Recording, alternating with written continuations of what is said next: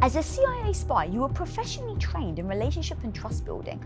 So what tactics do men use to seduce us women so that we can spot the manipulation before we get trapped? If I'm meeting with a female target, and that female target, to be very clear, when in espionage terms, when we talk about a target, we mean an individual who may have access to information that is of a priority for collection, for national security purposes. So when you're trying to get a target to build trust in you or to build connection with you, you want to use a system that triggers hormonal releases that pair with emotional leads, and then hormones and emotional leads that creates a logical outcome, a logical response. So you're using biology, emotions to lead to what seems like a logical response to them. Okay, so let's just say that I'm meeting with a female. Now, first of all, if I'm meeting with a target, chances are I know more about the target than the target knows about me because I've been researching them. So let's just say I meet with a female who I already know likes Taylor Swift. Okay. All right? So even if that's all I know is that they like Taylor Swift, I already have an informational advantage over that person. Do you know what you're trying to get out of them ahead of time? Usually you know an idea of what they may have access to. So in this case, let's say that this person is the 23-year-old daughter of a general for North Korea, and that general commands North Korean nuclear missiles. All right, so it's a 23-year-old North Korean female who likes Taylor Swift. It's more common than you might think, right? And that's all we really know. And we know that her dad is in charge of something important, but we don't know if she's actually got access to anything important. The last thing that woman is probably attracted to is a 44-year-old Latin American guy from America. Probably. Good chance I'm not her type. So I'm not going to go in there trying to seduce her first. What I'm going to do is I'm going to go in there just trying to get her to have a positive reaction to me being in her environment. Why? Positive reaction to me in her environment drops 2 hormones. Dopamine, noradrenaline. So that's all I'm looking for first, is just give her a positive experience. Even if that positive experience is simply making her laugh, making her smile, standing in her presence, helping her pick up something she drops, who cares, right? Anything that drops those 2 hormones. There's a natural instinct in your brain. Anytime new information is presented, your brain has to ask itself whether that new information threatens its survival or does not threaten its survival. It's a threat-non-threat distinction. When somebody shows up and bumps into you, they threaten your survival. That's how the brain sees it, black and white. When somebody shows up and lets you cut in front of them, they're not threatening your environment, right? So hormones, dopamine, noradrenaline get dropped. Small amounts, trace amounts, but it's there. Is that why you then said whether you make them smile or if you drop something and pick them up? Because when you said that, I was like, but those feel like 2 very different emotions, like in my own body. Emotions come second. Remember how I talked about persuasion is an emotional appeal? That comes second. Okay. You're totally right. Different emotions. The hormonal release is the same. Right. Interesting. Yes. So just think about all the times that you have been, that your mom has made you laugh, that your friends have made you laugh, that Tom has made you laugh. The dopamine is the same. The noradrenaline is the same. The feeling is the same. The emotion is different, right? Mom making you laugh doesn't really turn you on. Tom making you laugh might turn you on, right? Oh, yeah, that's a great way of putting it. So that's what ends up happening. So the first step that we're trained isn't to target seduction, it's just to target a positive hormonal release because that builds momentum towards if seduction is the right appeal. And seduction isn't always the right appeal. Do you, in the moment, just assess her and then go, okay, I'm gonna make her laugh? Or, okay, she looks a bit stoic, she's got a bit of a bad mood face, so I'm gonna bump into and pick something up. Like, how do you decide what tactic to use? So it's funny, because remember how I talked about this North Korean female target? Yeah, that's the person I'm talking about, yeah. She's a Taylor Swift fan, she's a Swiftie, right? If I knew that I was gonna try and find this person, bump into this person, I could wear a Taylor Swift shirt, because when she sees a guy in a Taylor Swift shirt, guess what her threat, non-threat is gonna be? She's gonna say, not a threat. Obviously, he's a Swift fan. I can anticipate the hormonal drop that's gonna happen immediately just seeing me in a Taylor Swift shirt. I can also have my phone speaker on and be listening to a Taylor Swift song. So we're jamming out to Red as I walk into the line behind her. I already know as soon as she hears a song, what's she gonna be like? She's gonna be like, oh, I like that song. Drop, hormonal drop, right? That is so critical because what happens to most men who are actually trying to make initial contact with a woman, they skip the hormone. They don't do anything that makes that woman feel safe. They don't do anything that makes her happy. They don't do anything that makes her interested. So a man approaching a woman cold, hi, my name's Andy. Like threat, non-threat doesn't know what to do with that. So it's gonna literally jump to a conclusion and say, you're bigger than me, you've got crazy hair, you're not my type, so threat. And that's why so many men get frustrated that they're trying to approach a woman, the woman is not responsive or receptive to the approach. Her noradrenaline is not being triggered. Her dopamine is not being triggered. Her threat response is being spiked. What do you expect, right? When you approach a woman who you just happen to be her type, noradrenaline is dropped, dopamine is dropped. Even if the threat response is still spiked, those two hormones are what make her curious. You're like, you're kind of my type. I get why you're talking to me, but I'm not comfortable with you. Completely different than when somebody who really turns you off steps up to you and you're like, I just want to be away from you. Oh, interesting. So the confusion between the visuals and how they're making you feel. Correct. When it's very clear, when you don't like the visual and you don't like the feeling, easy to stay away from that. Oh, it's so true. When you do like the visual, you don't like the feeling, you're kind of like, I don't know what to do with this right now. Why does the visual sometimes override the feeling? Because I think people do on dates. For sure. The visual doesn't override the feeling. What happens is the visual gives them a chance to reset the feeling. Have you heard there's a rule of thumb that says your first impression is the most important impression? That's not the truth. Cognitively speaking, what we say at CIA is your last impression is the impression that lasts. Oh. Because what really matters is what people think when they leave you, not when they meet you. Because when they meet you, you always have a second chance and a third chance and a fourth chance. Literally in a conversation, I might have 90 seconds of conversation with you. Every one of those 90 seconds is a new impression. So does the first 5 seconds matter as much as the last 5 seconds? Not really. If I leave you with a smile on your face, you're gonna forget how awkward I was when I first said hello. That's so funny. I went to film school. It's the same thing in film school. They teach you, they're like, no matter what, don't mess up the ending. It's like, no matter how good the TV show is, no matter how good the movie is, if you mess up the ending, you're done for. Yep. Or the opposite, if you screw up the whole movie, but the last part, the ending's so amazing, people actually forgive you for screwing up the movie. Fascinating. There's a reason for that, right? There's a reason that's what Hollywood teaches. So let's go back to, we're in line at a coffee shop behind our North Korean Target. I'm wearing a Taylor Swift shirt. I walk into her presence. I turn on red on my phone on speaker. What is she going to do? Naturally, what will anybody do when they hear music coming out of a phone? They look around to see who's the asshole with the music on the phone. That's true. She looks around. She looks at me. She sees my shirt. Chances are she's going to react.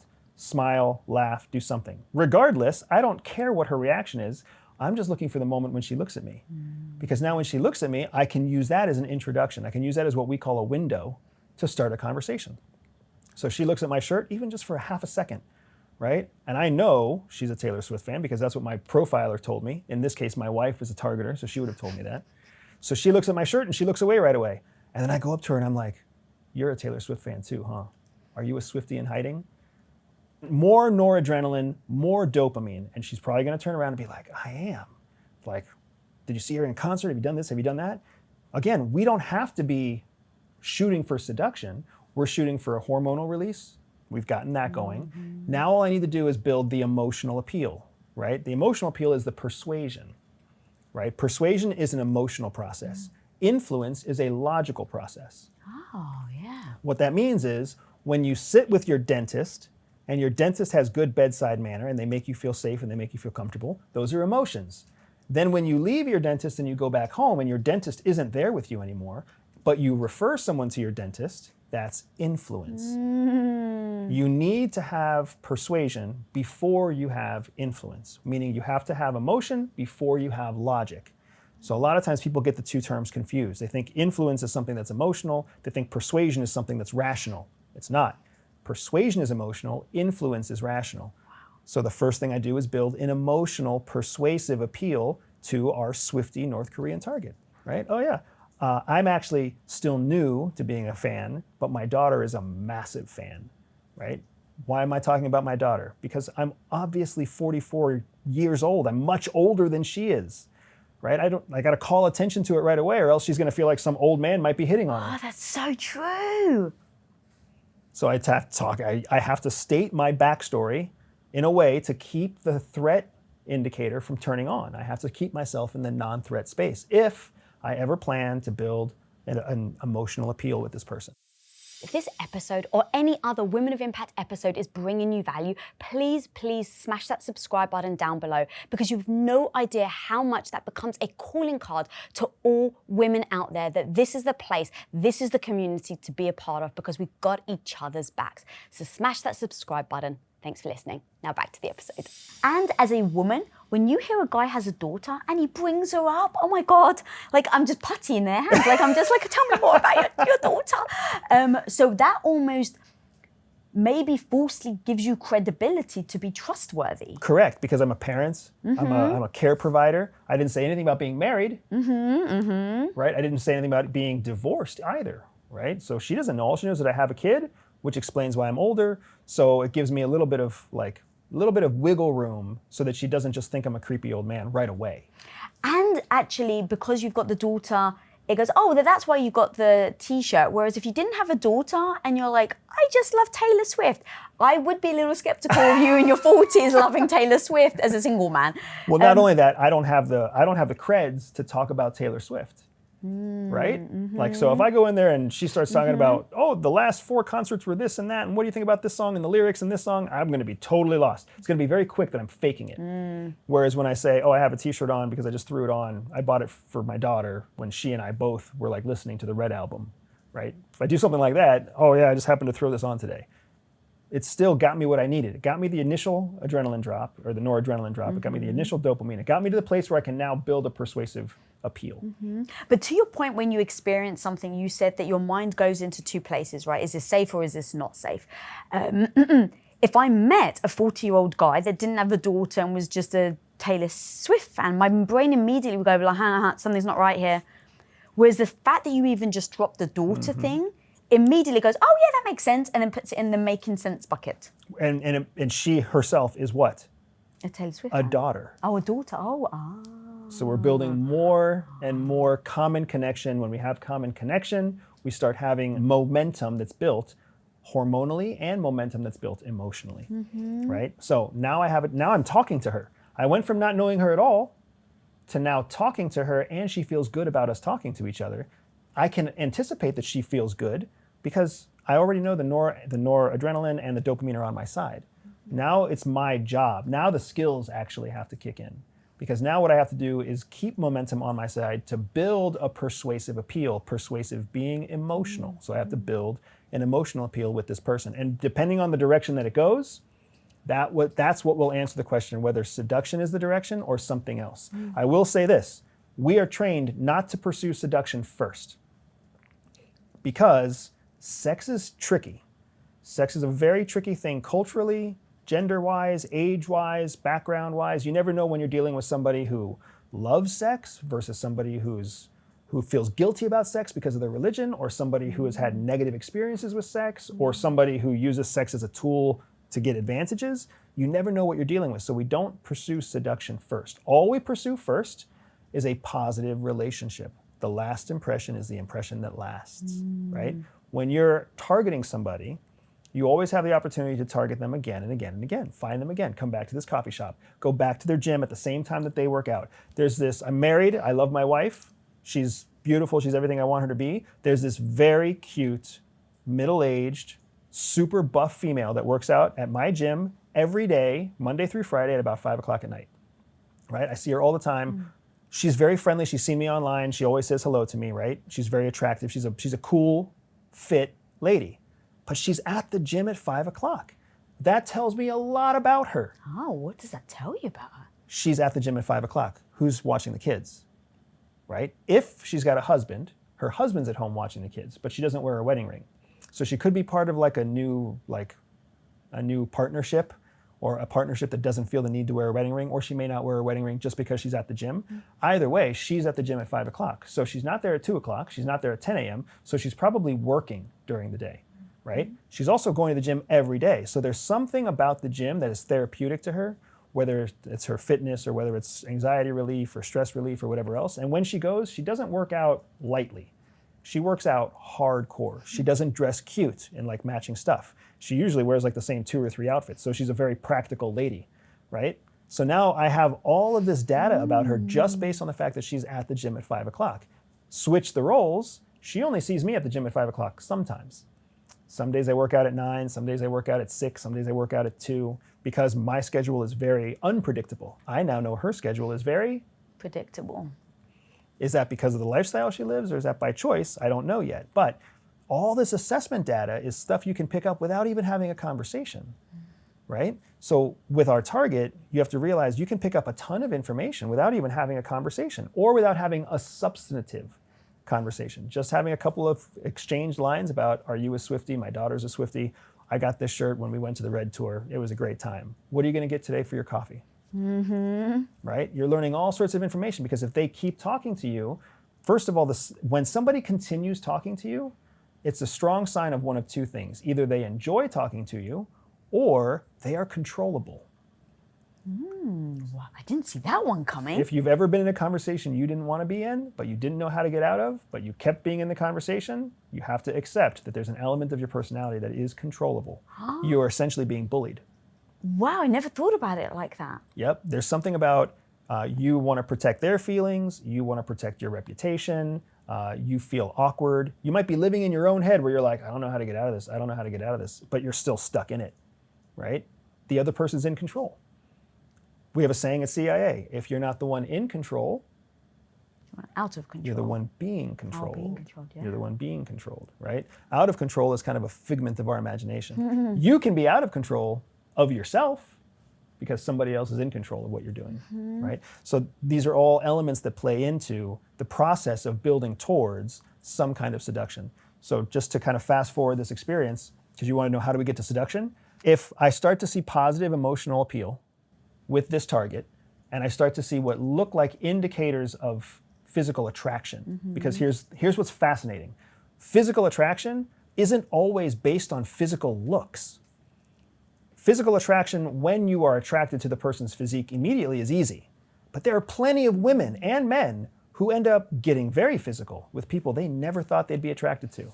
There are plenty of girls who like fit white footballers who are married to pot-bellied Mexicans right now. Plenty. And there are plenty of men who were like, I'm never going to marry a woman who looks like my mother, but then marries a woman that looks just like his mother. It happens, right? Because true attraction, and what we understand at CIA is true attraction is a hormonal response. It is not a sensory response, how you see, what you smell, et cetera, et cetera. That's why, like, people marry guys with bad breath. Guys marry girls with stinky feet. Like, it's not a sensory decision. It's a hormonal decision complemented by emotions and very, very complicated from there. So we've got our Taylor Swift fan. We've made her smile. We continue to have a conversation. If I start to see signs of physical attraction, she stands close to me on her own. I give her space to stand far away, but she stands in close, right?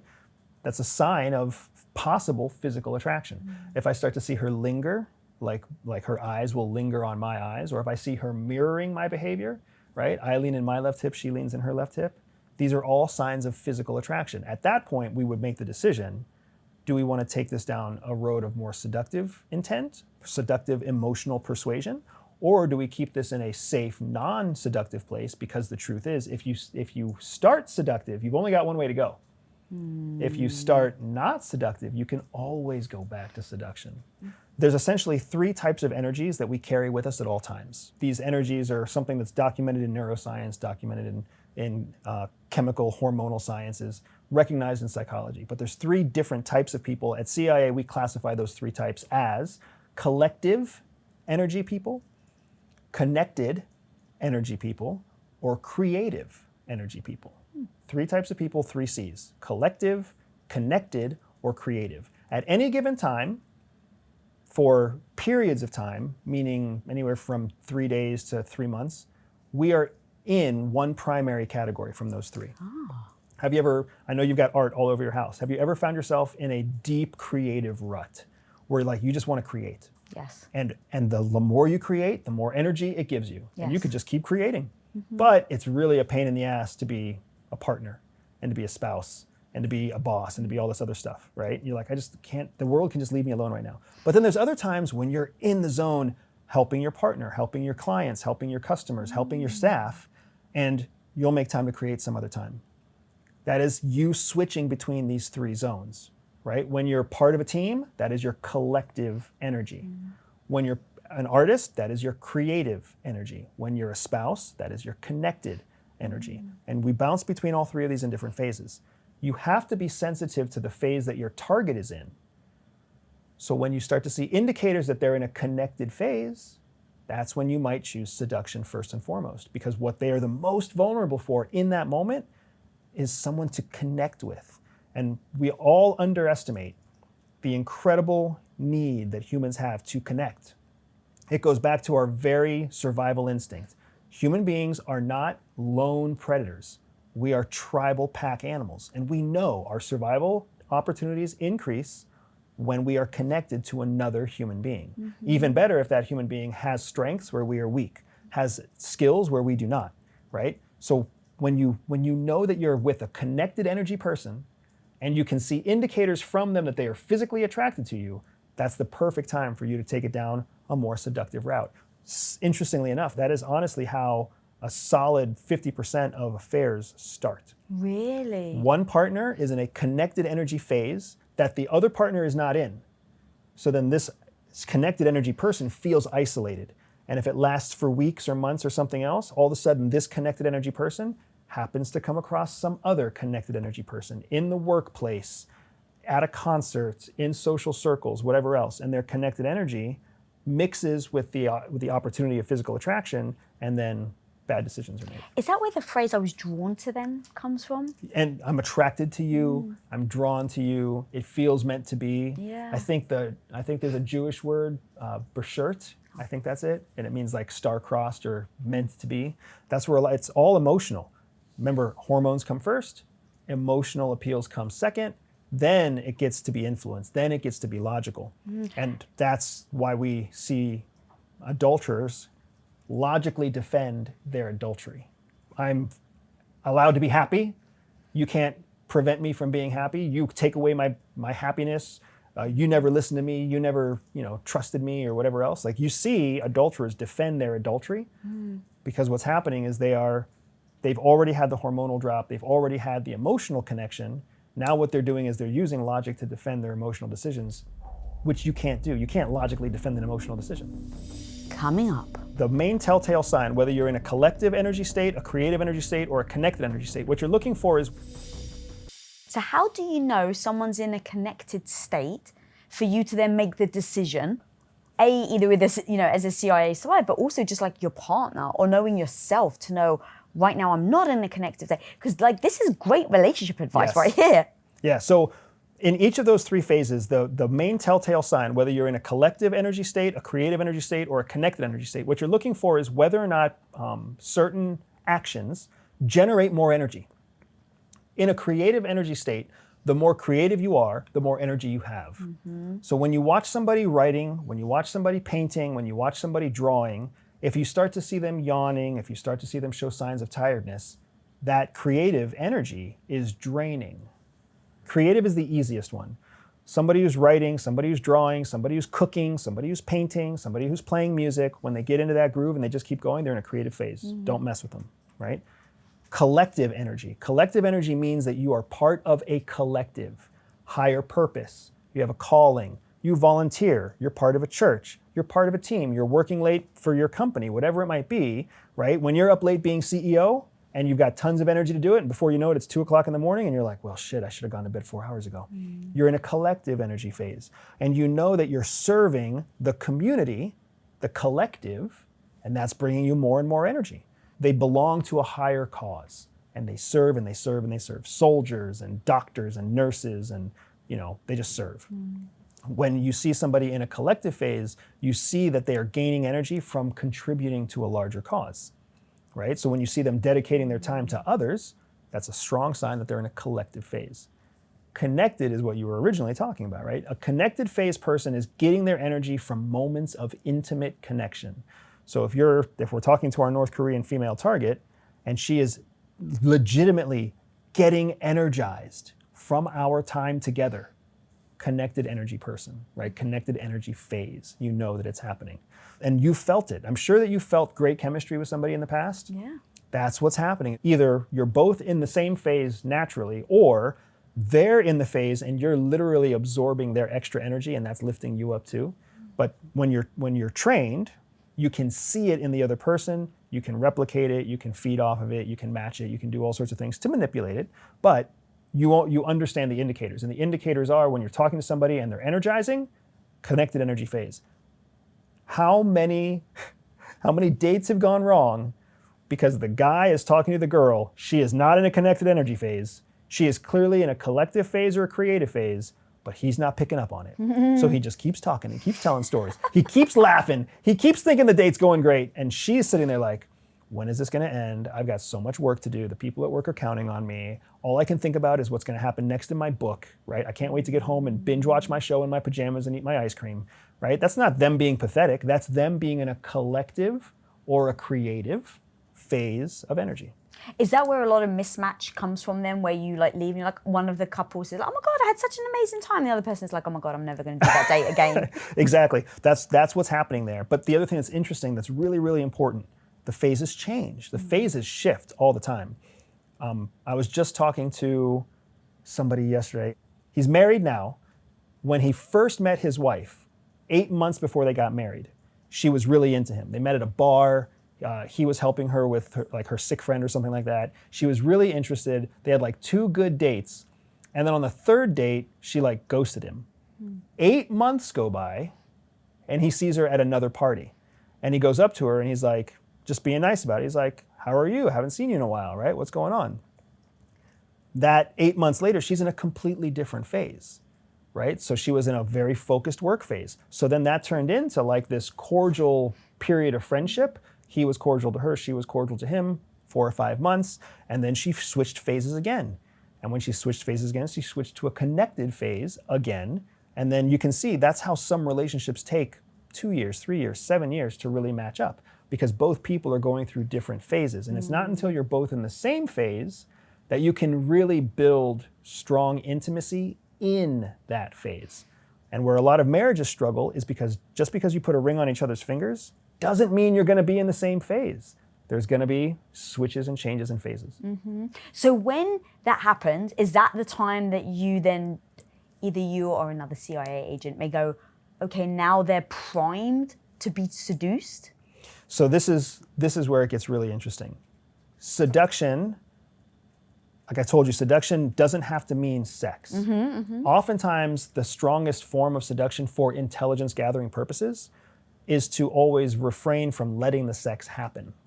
It's to keep people believing that there's a relationship, to keep people believing that there's trust and intimacy without ever actually getting to the physical point of sex, which is why a lot of times undercover officers will claim to be married.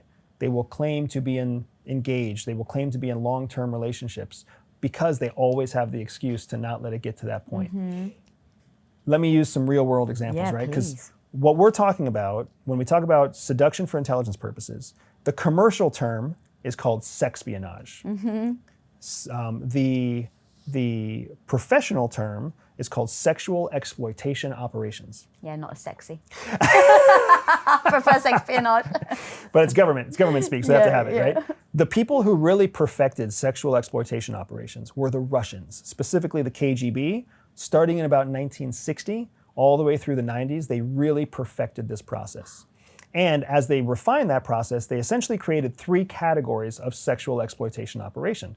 There were raven operations, swallow operations, and sparrow operations. Okay. Raven operations were when the male seduced the target. Could be a male target, could be a female target.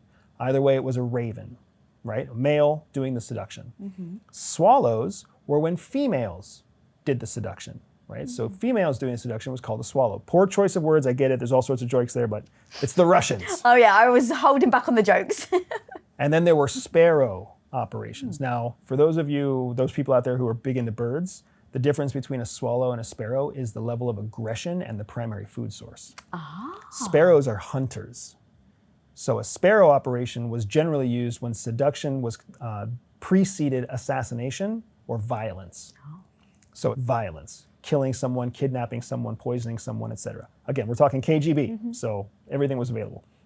So in these 3 different types of sexual exploitation operations, what the Russians discovered is that the best thing to do is to essentially build a close personal relationship that's based on trust and intimacy, and then either avoid regular sex or avoid sex altogether. Never make it a primary relationship. Having a spy marry a target is silly.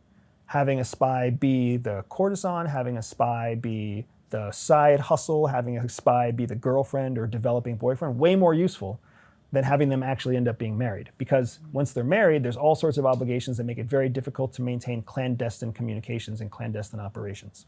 Yeah, I can imagine the swallow, so the woman being the agent, they probably would carry more power being the girlfriend of a guy that was married. Correct. Right, because now there's the secret behind it. Right, and to the target, whenever there's secrets, this is what's so powerful about secrets, we love it when somebody else keeps our secret. That discretion shows extra value, extra credibility, extra like trust, because now I can trust you to keep my secret, right? And there's power in that. There's power, there's intimacy, there's intentionality there. Anybody who's ever had an affair or been part of an affair, part of what drives that affair is that shared discretion, right? Anybody who's had a friend with benefits knows what it's like to value that shared discretion. It's like, hey, we're friends. To everybody else out there, we're friends, but we know we're hooking up, but everybody else thinks we're just friends.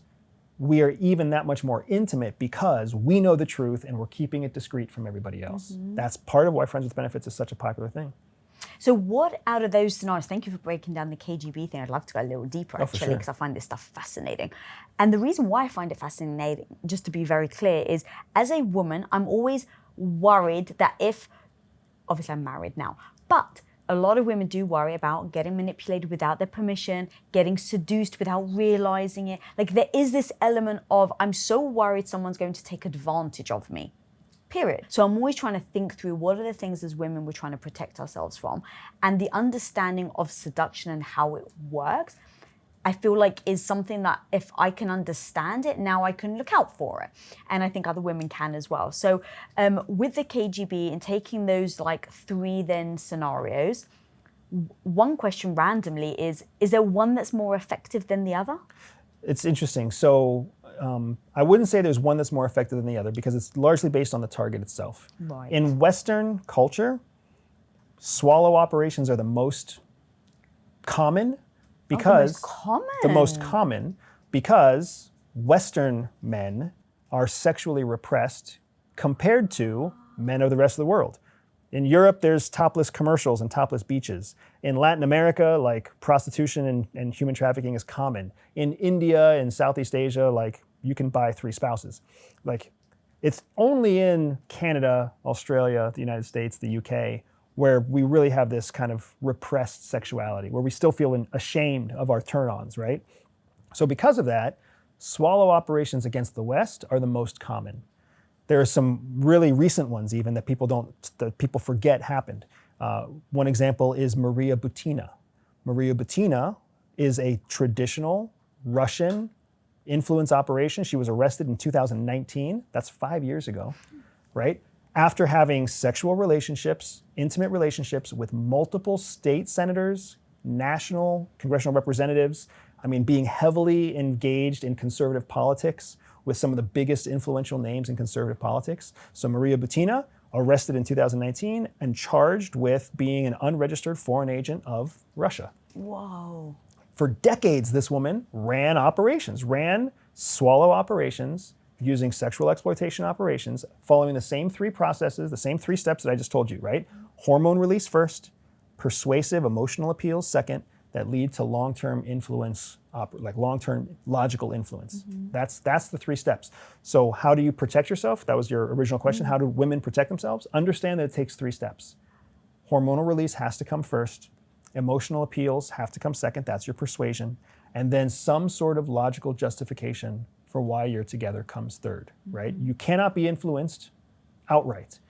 You have to have hormonal releases and emotional appeals that come first. So for a female, when you feel good talking to somebody, it's almost impossible to tell that that's a bad thing. I know. It's like now I almost don't want to smile, and you get all paranoid. But the thing to keep an eye out for is the second step. The second step is really the most important step, and that's the persuasive step. When you see people appealing to your emotions, right? When you see people intentionally appealing to your emotions, now that we've had this conversation and that people are watching this conversation, they're going to understand what it looks like when someone says the right things, does the right things, right? To persuade emotionally someone to come to their side.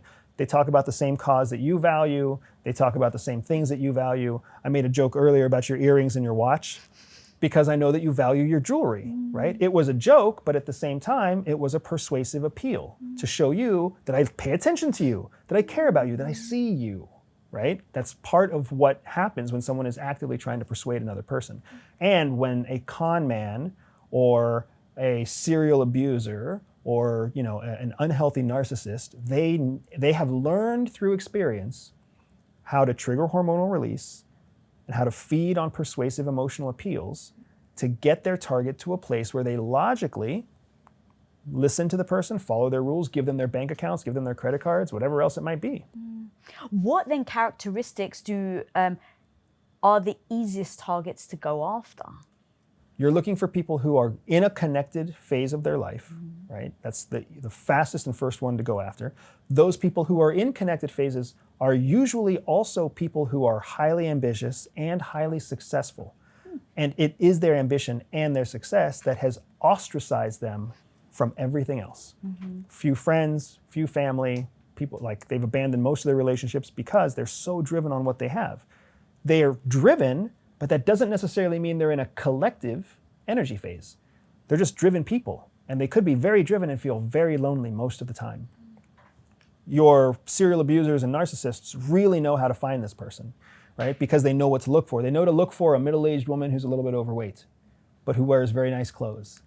They know to look for, somebody who... Break that down for me, actually, quickly, if you don't mind. Absolutely. So generally speaking, you can't, probability-wise, young women aren't very wealthy because it takes time, it takes energy, it takes experience, it takes education and knowledge to build the network, to build the business, to really start becoming wealthy, to build the credibility, to become powerful at work, right? So when you're young, you have time, but you don't have money. With that time, you go to the gym. With that time, you have a social life. With that time, you put nice makeup and nice hair and fashion. You put all that together when you're young. Well, then you cross that 34, 35-year-old age zone. Now you're making good money and you have no time, especially when you're a successful female. Now the thing you wish you could buy is an extra 2 hours or 3 hours. You don't put as much time into your makeup. You don't put as much time into your hair. You don't pay as much attention to your clothes, but you still buy fine clothes. You're definitely not going to the gym anymore. So you're gaining extra weight. So then when you buy nice clothes, you're buying designer clothes that complement your weight. Right? Anybody who's seen a 38-year-old female attorney essentially knows what this looks like. They're wearing, beautiful, carrying a Coach bag, wearing designer clothes, but they're frumpy bodies, right? They've done something with their hair. Maybe they had it blown out by a professional blowout person, but it's definitely not them doing their own hair. And they've got, makeup on, but their makeup is the same makeup they've worn since, for the last 15 years. Someone who's targeting a victim knows what to look for because they know that woman probably makes $350,000 a year. She probably works 60-hour work weeks. She's probably been through a divorce already. If she has kids, her kids are old enough that they might be with dad or old enough that they might be latchkey kids, so I can ask her out for a date. During happy hour, she can have a couple of drinks and she's not going to want to rush home. They know what to look for because they can assess where she is in her life, how much money she makes, what her job might be, and they can prey upon that, understanding that she may also be in a connected energy phase. So if they're ambitious, is it the fact that because they're ambitious, they don't have friends and time, and so they're going to be more susceptible to companionship? What is that? Because I would have thought it'd be the opposite. It's oh, she's so busy. The last thing she's going to want to do is pay attention to me when she's got a business to run. And what's funny is that is false logic. What you're thinking is actually logical, but it's based on flawed reference points, right? And what's funny is anybody listening right now who is a highly ambitious female, knows all they want sometimes. If they're in a connected energy phase, all they want is for somebody to see them, validate them, ask them out, and be patient with their incredibly demanding work schedule. Like, they only get 1 day off a week. They would love to be taken out and treated like the center of attention and not have to make a decision at all that day and be treated like a woman, be treated like a lady, or be treated like a man or whatever else who's listening, right?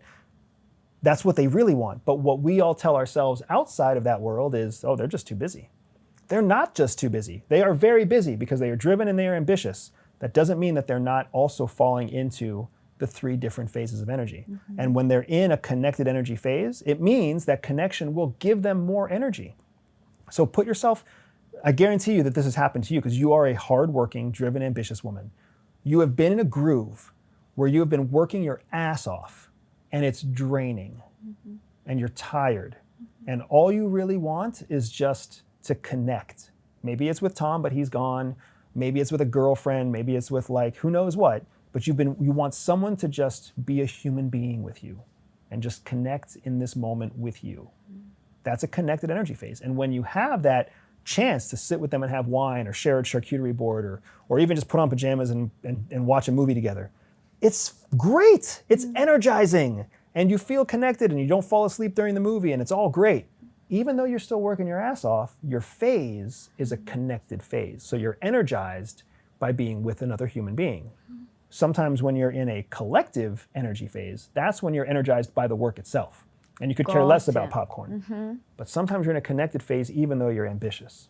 That's interesting. And I was thinking, actually, so I've been somewhat ambitious, I would say, since 2010, since we started Quest Nutrition. And for the first 10 years, I was like, I haven't got time for anything. Like, I'm all work all the time. And I'm 45 now.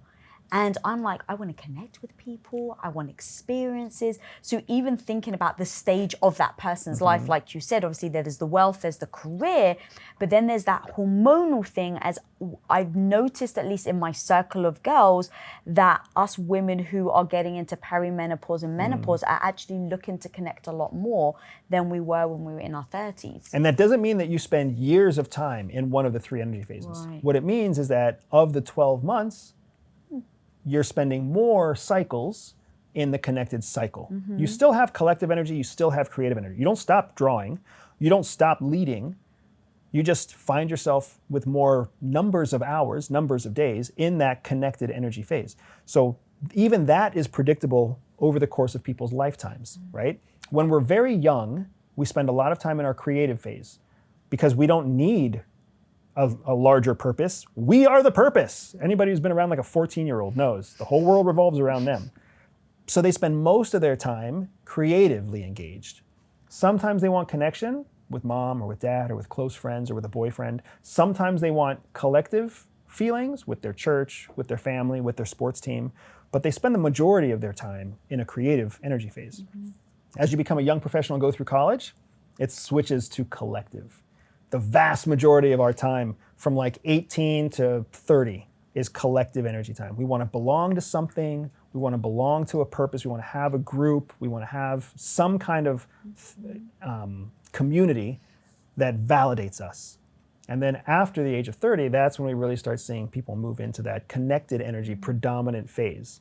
And it changes again when you're in your mid 40s. It goes back to being collective. And now you're the matriarch of a family, you're part of a community. And then once you get into your 50s and 60s, you go right back to being creative again. I love that breakdown, my God. So what else, I interrupted you, sorry, but you had said a couple of things of what identifies of a easy victim or an easy target, if you will. And it's not easy. I don't want to give that impression that somebody's an easy target, but they are susceptible? More susceptible is the perfect phrase for it, right? Because what you're looking for are people who show indicators that they are susceptible to the kind of hormonal drops and the kind of persuasive appeals, emotional appeals, that can lead to physical seduction. So whether you're talking about ravens, sparrows, or swallows, in all 3 of those operations, what are also known as honey traps. Honey traps is the more CIA Western intelligence version of what the Russians and the KGB calls sexual exploitation operations. Honey traps are basically the idea that you attract more bees with honey.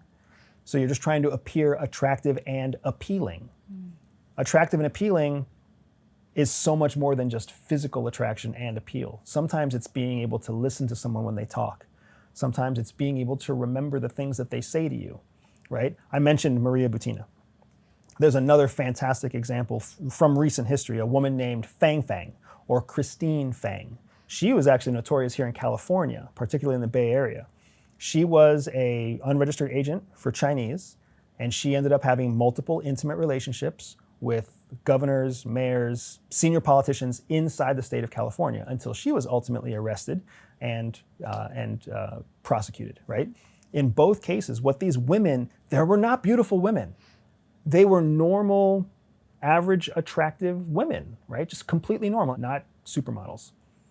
So it wasn't that they were instantly attractive to these men of significant power. They found a way to get in front of these men and demonstrate the proper emotional appeal to get the men to start talking about whatever their concerns and vulnerabilities were. My daughter's dating this guy I don't like. I'm worried about my senior president or my senior chief of staff on the team. I don't know what's going to happen here. I don't know what's going to happen there. I can't find a good restaurant. Maybe even I can't find a good anniversary gift for my wife. What we're trained to do is put ourselves into a problem-solving scenario so we can solve the other person's problems, because what we're doing is now we're showing that other person subconsciously that they're valuable, that they're important, that they're interesting. Well, when someone makes you feel valuable, important, and interesting, you can't help but be attracted to that person. Noradrenaline, dopamine, and you start that whole 3-step process again. A positive hormonal drops to an emotional appeal that creates the opportunity for long-term influence. And that's the strategy. Unfortunately, our brain is not something we can trust. We think we can trust our brain. It's one of those lies that you shouldn't believe. Your brain is actually inherently lazy.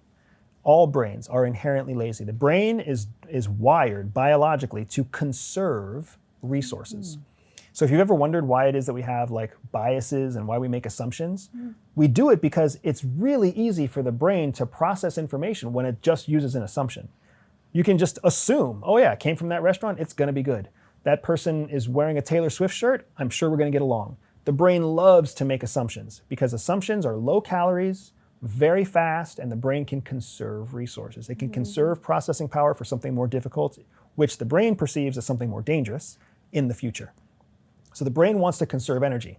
Well, conserving energy means that anything that's convenient, the brain will just suck up. Give me more of that, right? That's why Netflix doesn't make you press play for the next episode to start. Oh my God, yeah. Because you can just sit there and do nothing, and your brain is like, I love doing nothing, and the next episode's just gonna start. Just boom, automatically replays, right? It's the way that we love, it's why notifications are our favorite thing in the world. We don't have to check the apps. The notifications tell us that we just got a new message on whatever, right? It's one of the things that feeds the brain because it's very convenient. When somebody, to use your words, makes themselves dependent on somebody else, they're not actually dependent, but the external person becomes very convenient. Oh, you're a convenient source for a good restaurant recommendation. You're a convenient source to give me tips on new shows. You're a convenient source to get new book ideas. I have a guy that I graduated from the Air Force Academy with. He recently retired, Kenny Horton, Colonel Kenneth Horton. Fantastic guy, brilliant at the academy, brilliant military career. We went to his retirement party. My wife is a huge sci-fi fan. She has been through every significant sci-fi series 2 or 3 times at least. Wow. Well, we go to Kenny's house. She didn't know Kenny. I knew Kenny from 20 years ago, but she didn't know Kenny. We go into Kenny's office, as part of the tour, and sitting on his shelf are these sci-fi series that she's never heard of before. So I call Kenny down. I'm like, Kenny, what are these books? Are these, interesting sci-fi series? So he explains to my wife, this one's about this one's about this one's my favorite. I would recommend you start this one. So now Kenny has become a trusted source of anything sci-fi. All he did was recommend one book series that she liked. He could have just as easily recommended a book series that she didn't like. But because he recommended one that she did like, he is now a trusted source for her for all things sci-fi. So he has built credibility in her mind that this is a good person to go to for this. Convenience. Right? So her brain now doesn't have to spend calories researching online to find a good sci-fi recommendation. She doesn't have to go to the library. She doesn't have to ask strangers. She doesn't have to search forums.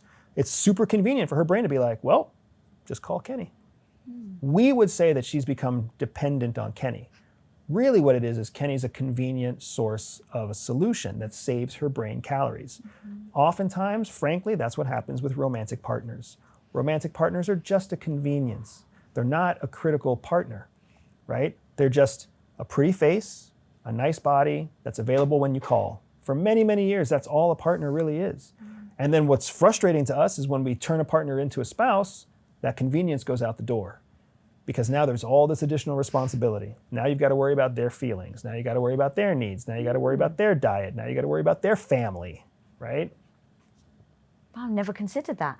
How much of this applies to someone trying to gain power over somebody and dominance? Is seduction and dominance and power all part of one dance, or are they actually separate? So all of sex is power.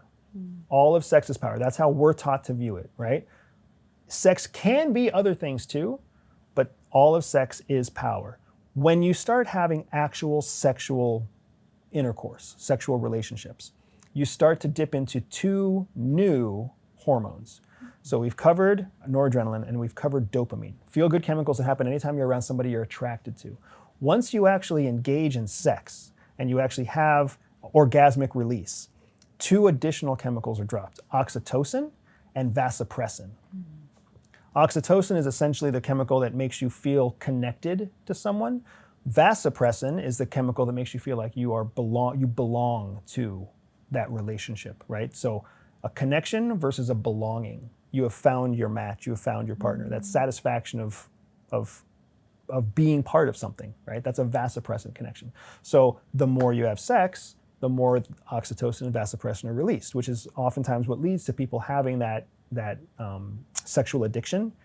They're constantly chasing those two new hormones because it makes them feel validated in their life. It makes them feel like they're seen, like they're heard, like they're present, especially if they're not anything significant at work, right? When they're struggling artists, when they're, when they work 9-to-5 jobs or unskilled labor, that is a fantastic way for them to find a solution to feeling ignored.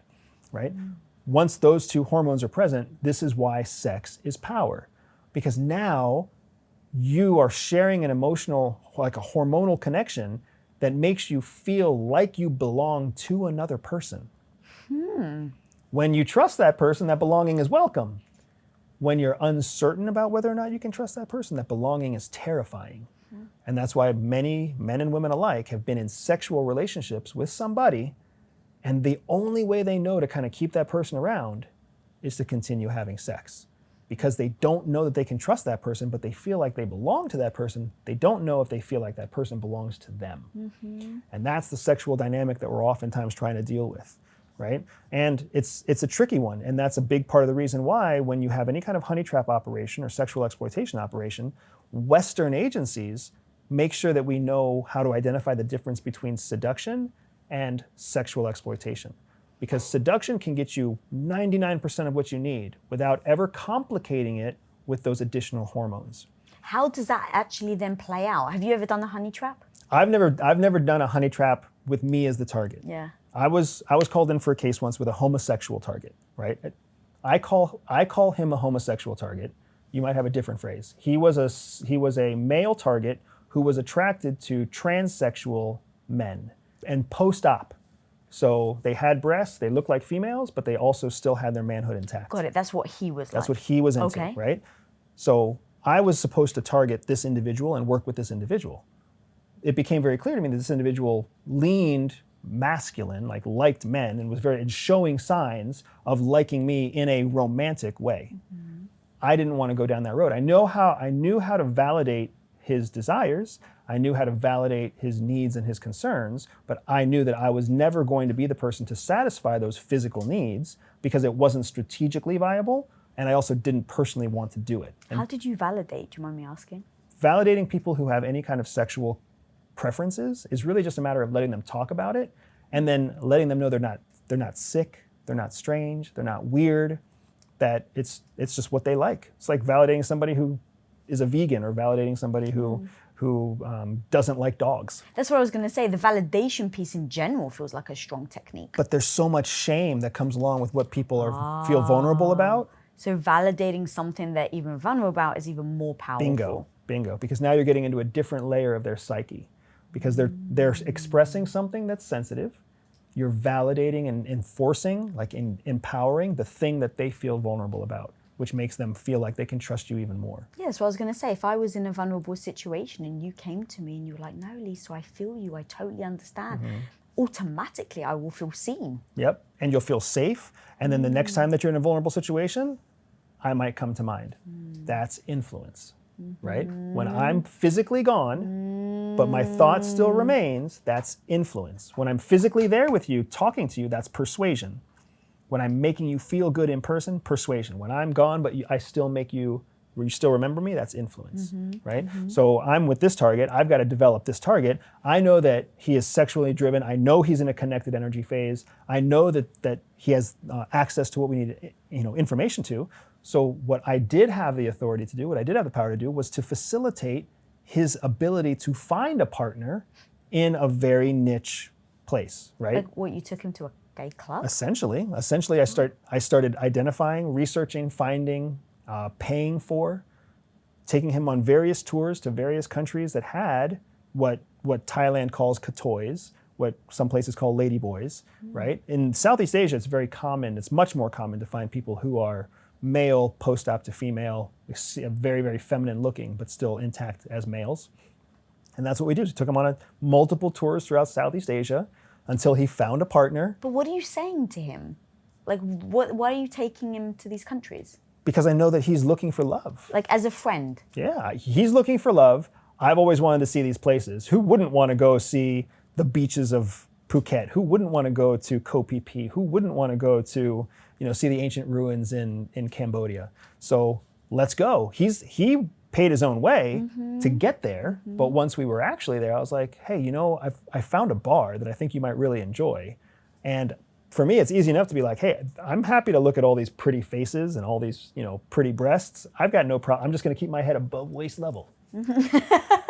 Right? Oh, so you were like, basically, I'm your friend, I'm traveling. Oh, I yeah, know you your wanna secrets. come with? Oh, so. I know your secrets. I know that you can't tell them to anybody at work. You can't tell them to anybody in your family. I understand your situation. When I go to him and I tell him, hey, I was planning to go to Cambodia in October. I was going to spend 7 days there. I got comped a room by the Mandarin Oriental. You want to come with me? You just have to pay your own ticket. And when we go, I'm almost certain that there's 2 fantastic, trans bars that I want to check. Coincidence. Well, I already researched them, yeah. But you don't tell him that you've Correct, researched them, right? correct. For him, I'm like, I know that you're into this, and this is a country that's friendly to what you like to do, right? His home country wasn't friendly. So do you want to come with me? And he's convenient answer with somebody that you trust. So of course he's going to be like, yeah, let's do it. And I already know that as soon as I mention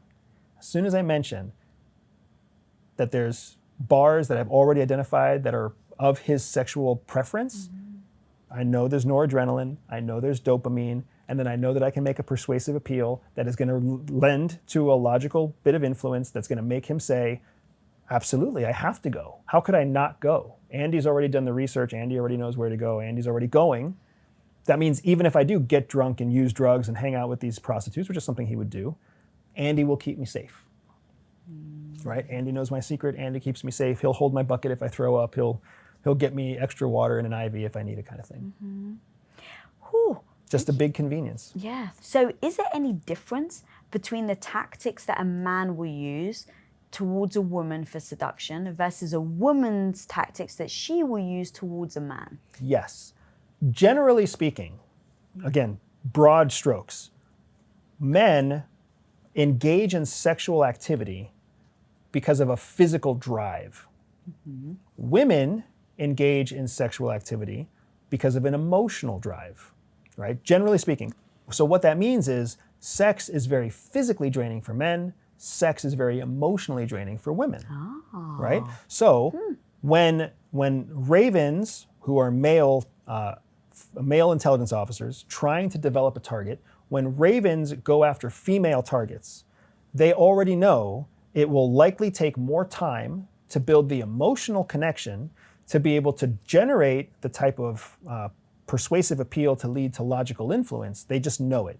So they know there's going to be more time on target, more effort, more dates, more patience, more cerebral engagement. Because until you unlock a woman's emotional connection, it's very difficult to get her compromised physically. Swallows have the opposite problems. Swallows know that if they wanted to, they could walk up to somebody and be like, let's have sex. And for the most part, the senators and congressmen are going to be like, sure, just don't tell my wife, right? So swallows have a different problem because having sex does not mean they're going to be giving secrets. So they have to find a way to use sex as the lure to get to the place where the male becomes emotionally interested and shares the secrets. Because the sex is not the goal. Blackmail is never the goal. That's what movies make you think. Having sex with somebody just to get blackmail is silly. You have sex with somebody to get secrets, and then you use blackmail to keep the sex happening. Now, movies don't get that right. You do not have a swallow or a honey trap that has sex with a target and then says, I'm going to tell your wife unless you give me these secrets. It's not how it works. The swallow has sex with the man, and then the man says secrets during their connection phase, right? And then the man's like, I can't have sex with you anymore. And then the swallow says, I'm really connected to you. I really love you and trust you. If you don't keep having sex with me, I'm going to tell your wife and your boss that you told me about these secrets. And then the man's like, oh, well, if you're going to force me to keep having sex with you and keep it quiet, I guess I can't argue with that. That's the real power of a sexual exploitation operation. But then for the other way, for the raven, you have to get them emotionally brought in first to have the sex. Correct. And it's the combination of the two that then allows them to reveal the secrets? So women will actually reveal secrets faster than men. Really? So ravens will actually get access to secrets before sex is an option.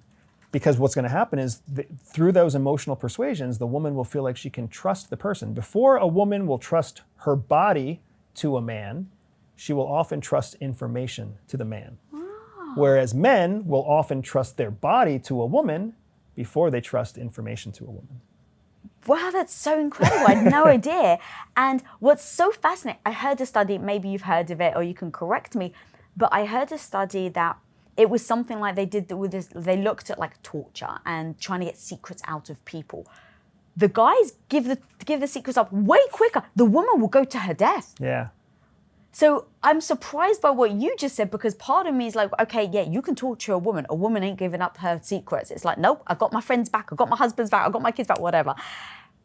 But the revealing it from the emotional, that they're easier to do, that's... You're two different hormones. Yeah, like help me think through this. Yeah. You're seeing the power of hormones. When someone's being tortured, the hormone that's being released is cortisol. Cortisol is the stress hormone. Women have an incredible tolerance for cortisol. That's why you have babies. That's why you've seen women who can just take an incredible amount of stress that would otherwise make a man crack, right? Women have an incredible tolerance for cortisol. Men have a very low tolerance. Again, generally, have a very low tolerance for cortisol. So when torture is presented itself, both people, both men and women in general, will absorb high cortisol levels. But then as it continues to be ramped up over time, men will crack and they will find a way to end the stress, right? They will believe that they can save themselves the stress, where women's tolerance is just higher. And because women have a sense of clarity as their cortisol levels go up. Oh, really? They know that breaking is not actually going to stop the stress, where men end up having foggier heads, less cognitive capability as their cortisol levels go up. So what ends up happening for men is that men will end up believing that they can somehow get out of the pain. Like, oh, if I tell you what you want, you're going to stop hurting me. Where women are like, even if I tell you what you want, you're still going to kill me. So I'm not going to tell you, right? So that's a completely different hormone than dopamine and oxytocin. Here's what's also fascinating. Sex will build new neural connections and new brain matter. So sex is actually empirically good for the brain, but it builds it in different ways for men and women.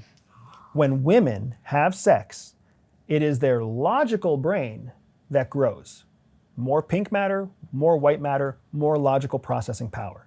So a woman's logical left brain, their language capabilities, their reasoning, their memory increases with sex. When men have sex, it is actually their right brain, their creative brain, that increases. Their emotional empathy, their ability to connect, their ability to increase their EQ happens with sex. So with men and women, like my wife and I, you and Tom, you've been having sex for years.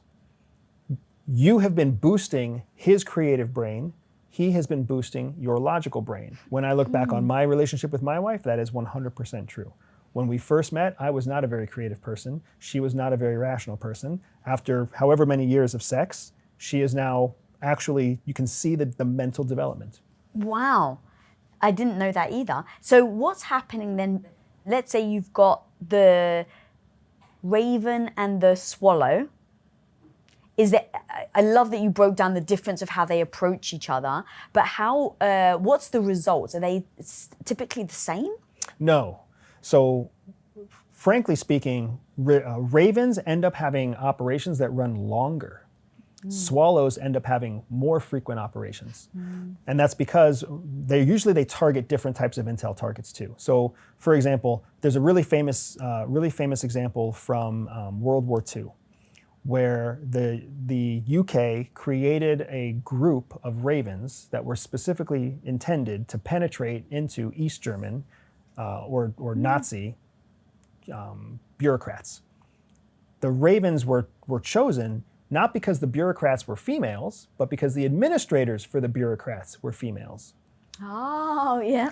So now, instead of getting access to the people who were the decision makers, the raven's job was to get access to the people who processed all the notes and sent all the reports and wrote all the cables.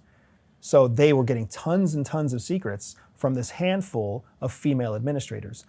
So that operation lasted for decades. That division lasted for decades because they found that they could exploit the longing, the connection, the needs, the vulnerabilities of these female administrators who were systematically marginalized, systematically oppressed, even sexually abused by their partners, right? And be an outlet, a trusted outlet of a romantic nature. So those operations lasted for a long time. Meanwhile, if you compare that to your swallow operations may only last 2, 3, 5 years. It's really just until the swallow finds a higher value target, because again, with men in general, especially Western men, like the woman controls the pace of the sexual relationship. So whenever the woman decides to change partners, men really don't have much of a say. So that's how you see Maria Butina and Christine Fang. That's how you see them have multiple relationships with multiple people of high political office, whether they're senators or state senators or mayors or governors. You can see them jumping from person to person on their own account, climbing that political ladder, which is exactly how FBI was able to build a case against those people. And people don't realize this is not something from like World War II. This is absolutely real world happening right now. Somewhere there is a senator, a congressman, an intel officer, a general having sex with a sparrow, giving them secrets because the Russians know it works. They know it works, right? Somewhere there is a Russian raven who is sitting with a homosexual member of Congress or a homosexual member of the technical elite who is collecting secrets because they know it works, right? Human sexuality is so predictable and so powerful. It's just a 3-step process: hormones, persuasion, and influence. That's all it takes. It's as difficult as it is for us to find and fall in love, it is not so difficult for us to find and fall into some sort of relationship where we're having sex and exchanging information. Out of curiosity, I just did a search online to see like what kind of like, if there are any famous seductions that are just like out of the norm. And there was one that I found. It was called, I don't know if you've heard of them. They were back in the Czechoslovakia days of intelligence, Carl and Hannah Kocher. And they were actually CIA swinger spies. Right. This is a fantastic case, right? So it takes us back, like you said, to about 1970 something. And they were technically Czechoslovakian spies, right? Male, female, Czechoslovakian spies, fabricated a marriage, came to the United States. Immigration was loose then, so they were both able to get American citizenship after working and living in the United States for a series of years. Well, then the male, Carl, actually applied for a job at CIA as a linguist, speaking Czech, and was hired.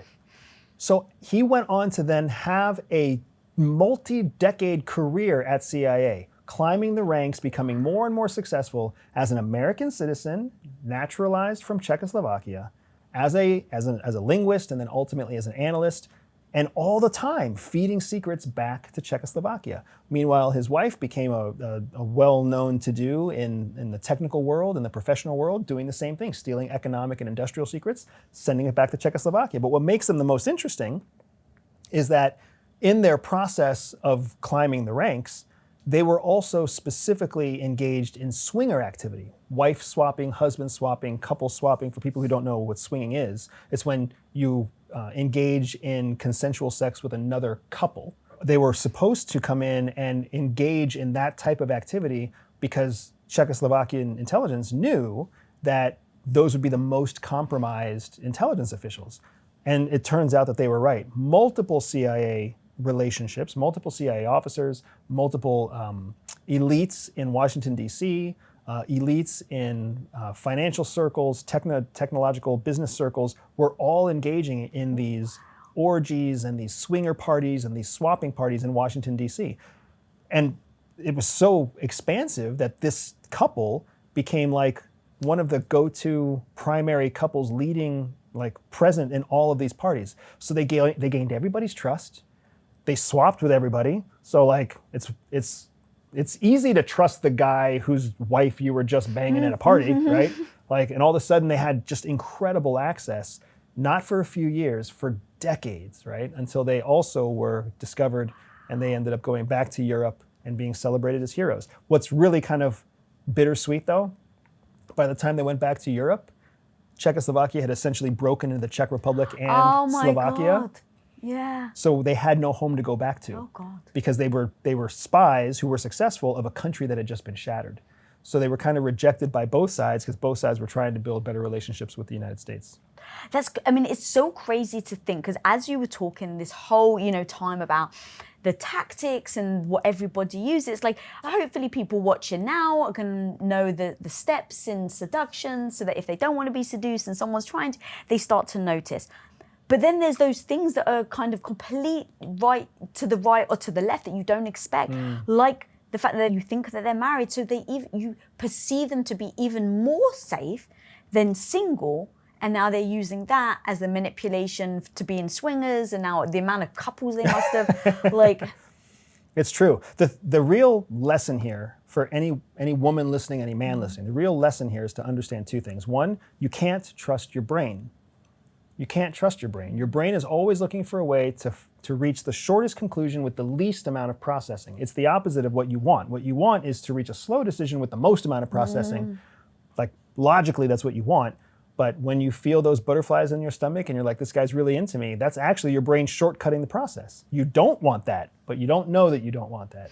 So you have to remember not to trust your brain. And then to remember the 3 steps, that your body will physiologically drop hormones that make you feel good before somebody actually has a chance to emotionally persuade you. And then when they emotionally persuade you, if you can identify the fact that you're being emotionally leveraged, that's when you know that the next logical thing that they're trying to do is build influence. With the right person, it feels like falling in love. With the wrong person, it feels like falling in love, right? Because it is a predictable, manageable, repeatable process. That's how I was trained to use it. That's how other people are trained to use it. So if it's something that you really do want to protect against, the thing to do is to identify when you feel good and raise a red flag in your own brain and say, I feel really good. This person's really connecting with me. Let's slow this down right now. Let's take a pause. Let me ask some hard questions. Let me try to exert some of my control and see whether or not this thing still works. Let me ask some questions. Let me dictate some dates. Let me make some choices and see how they respond, right? Because it'll prove itself out in the long run if it's genuine. Ooh, Andrew Bustamante dropping bombs. Dude, thank you so much. If you want to learn the sneaky mind games that narcissists will do to trap you, then click here right now. Death by 1,000 cuts is one of your great analogies for a narcissistic relationship. Because let's face it, we get worn down little by little, cut by cut.